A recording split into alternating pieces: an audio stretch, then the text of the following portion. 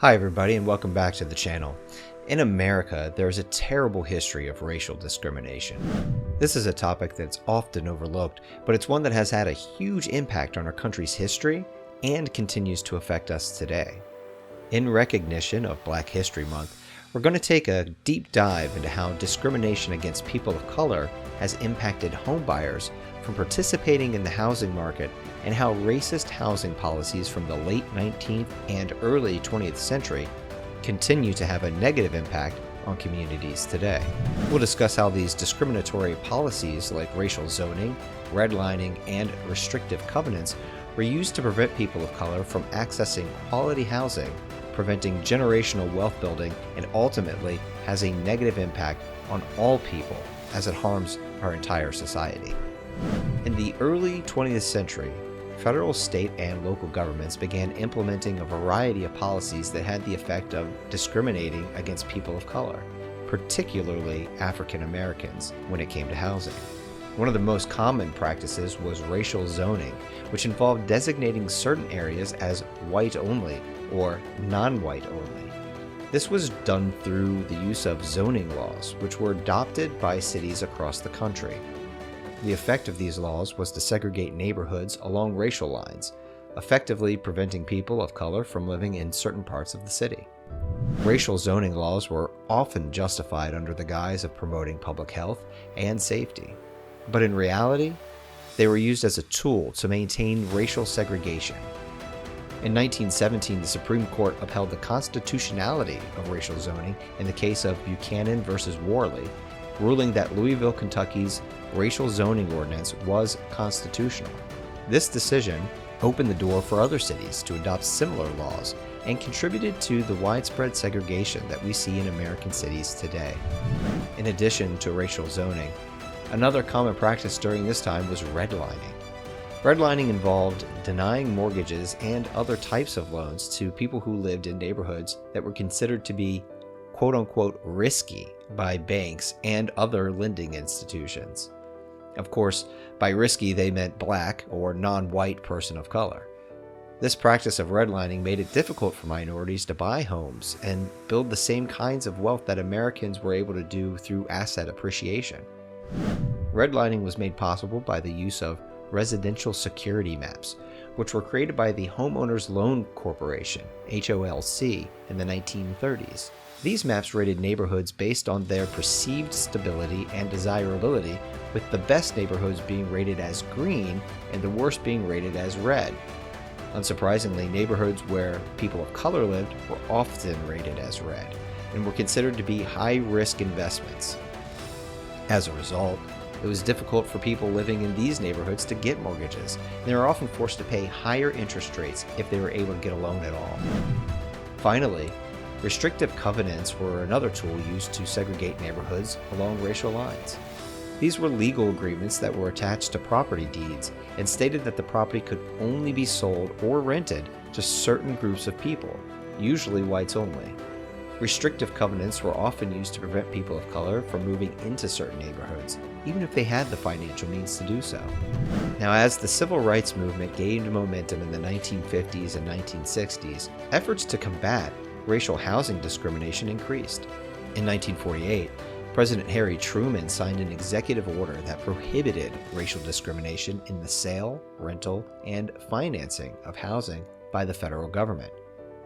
This was a significant step forward, but it only applied to the actions of the federal government and did not address discrimination by private actors. This changed in 1964 with the passage of the Civil Rights Act, which made it illegal to discriminate on the basis of race, color, religion, sex, or national origin in housing. This was a major victory for the civil rights movement and marked a turning point in the fight against housing discrimination.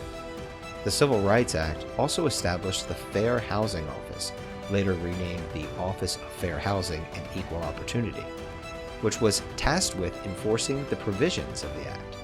However, despite these efforts, racial housing discrimination continued to be a major problem in America. In the 1968 case of Jones v. Mayer, the Supreme Court ruled that the Fair Housing Act of 1968, which was an amendment to the Civil Rights Act of 1964, applied to private actors as well as the government. This was a huge victory for those fighting against housing discrimination and helped to further solidify the protections put in place by the Civil Rights Act. The Fair Housing Act of 1968 also made it illegal to discriminate on the basis of national origin, which was not covered by the Civil Rights Act. This was an important expansion of the Act's protections because it helped to ensure that immigrants and refugees were not subjected to discrimination when it came to housing as well. In the decades since the Civil Rights Movement, various federal, state, and local laws have been passed to further combat housing discrimination. These include the Fair Housing Amendments Act of 1988, which strengthened the Fair Housing Act of 1968, and the Fair Housing Act of 1991, which provided additional protections against discrimination in the sale, rental, and financing of housing. The Fair Housing Amendments Act of 1988 expanded the protections of the Fair Housing Act to cover people with disabilities and families with children. It also made it illegal to discriminate on the basis of handicap or familial status, and it established a private right of action, allowing individuals to bring lawsuits against housing discrimination. The Fair Housing Act of 1991 provided additional protections against discrimination in the sale, rental, and financing of housing. It also established the Fair Housing Assistance Program, which provides grants to state and local fair housing organizations to help them investigate and prosecute housing discrimination cases. Despite these efforts, much of the damage had already been done.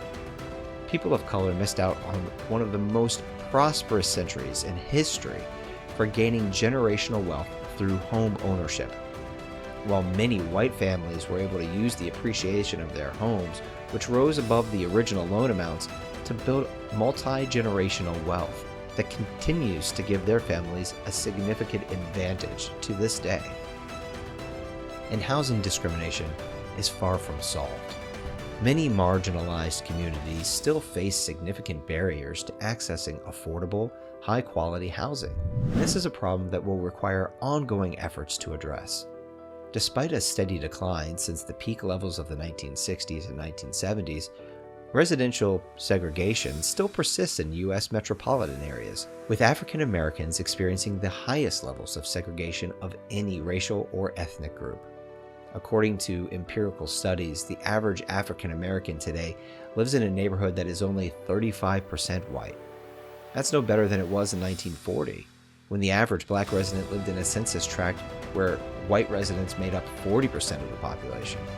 Structural racism, which is embedded in past and present housing market operations in the United States, is a major cause of racial health disparities.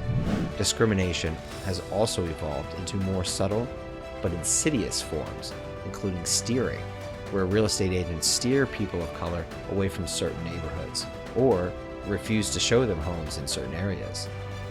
Redlining, which we discussed earlier, and blockbusting, where real estate agents encourage white homeowners to sell their homes at below market value due to the fear of people of color moving into the neighborhood.